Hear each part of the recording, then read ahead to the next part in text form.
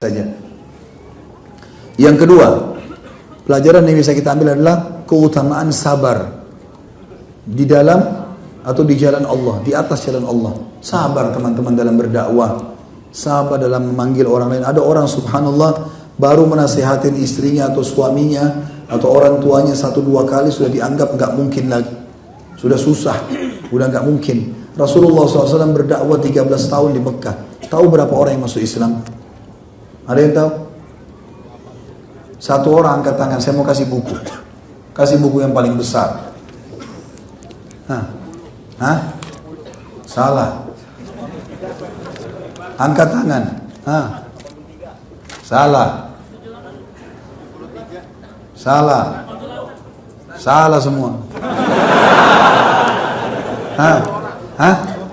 Salah, lebih sedikit lagi. Lebih banyak dari itu. Salah. La haula wala quwwata illa billah. Salah, mau dekat. Wah, 15 lebih sedikit. 150. Hampir, salah. Tadi sudah saya bilang 150 sudah dekat. Ente turun 113. Siapa itu yang bilang 153? Mana yang ngomong? Kasih dia buku itu, 153 orang. Ini Riyadhus Shalihin yang paling besar.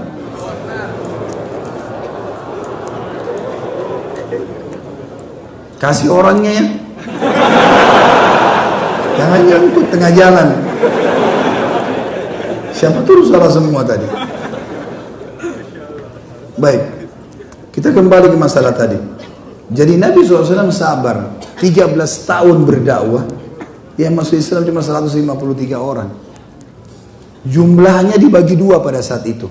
Ada yang di Mekah, ada yang di Ethiopia. Siapa yang tahu sekarang jumlahnya? Di Mekah berapa, di Ethiopia berapa? Dari 153.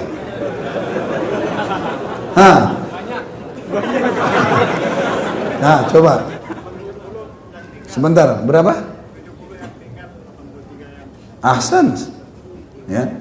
70 yang tinggal di Mekah, 83 yang hijrah. Kasih minhajul muslim. Nggak ada gunanya, weh. Jawaban yang benar, man. Nabi SAW sabar pada saat itu.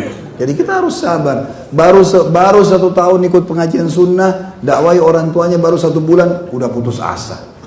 Ya putus asa, sabar. Istrinya belum bisa pakai jilbab, dia juga baru ikut pengajian. Sabar dakwain.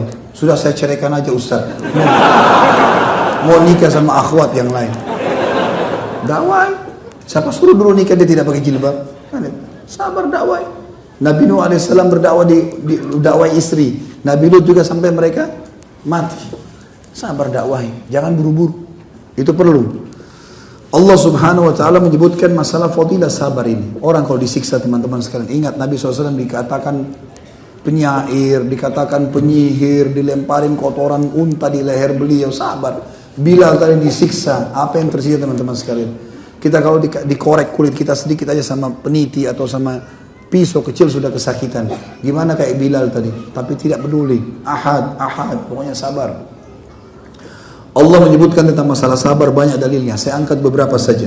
Di antaranya surah Az-Zumar. Surah nomor 39 ayat 10. A'udzu billahi minasyaitonir rajim. Qul ya ibadiyalladzina taqaw. Qul ya ibadiyalladzina amanu taqu rabbakum. Lilladzina ahsanu fi hadhihi dunya hasanah wa ardullahi wasi'ah. Innama yuwaffas sabiruna ajrahum bighairi hisab. Katakanlah hai Muhammad kepada hamba-hambaku yang telah beriman. Mereka bertakwa kepada Allah, patuh. Setiap orang di antara kalian yang berbuat kebaikan, kepatuhan di muka bumi ini, niscaya dia akan mendapatkan pahalanya. Dan bumi Allah luas. Kalau susah beribadah satu tempat, pindah tempat lain. Sesungguhnya orang-orang sabar akan mendapatkan balasan yang tidak ada hisapnya. Tidak ada hisapnya. Dalil yang kedua, surah An-Nahl, surah nomor 16 ayat 96. A'udzu billahi minasyaitonir rajim. Ma indakum yanfad wa ma indallahi baq.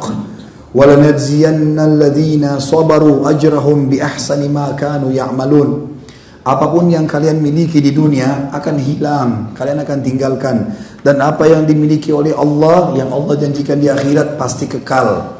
Dan pasti kami akan membalas orang-orang yang sabar mengejar apa yang Allah janjikan itu. Kami balas pahala mereka dengan lebih baik dari apa yang telah mereka lakukan.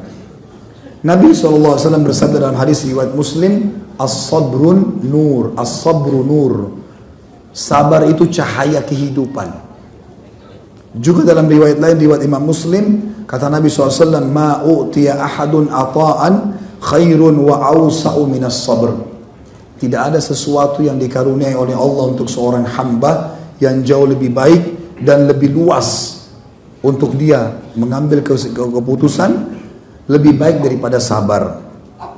Umar radhiyallahu anhu mengatakan dalam statement yang menarik masalah sabar, wajadna khaira hayatin wa akmaluha fis sabr.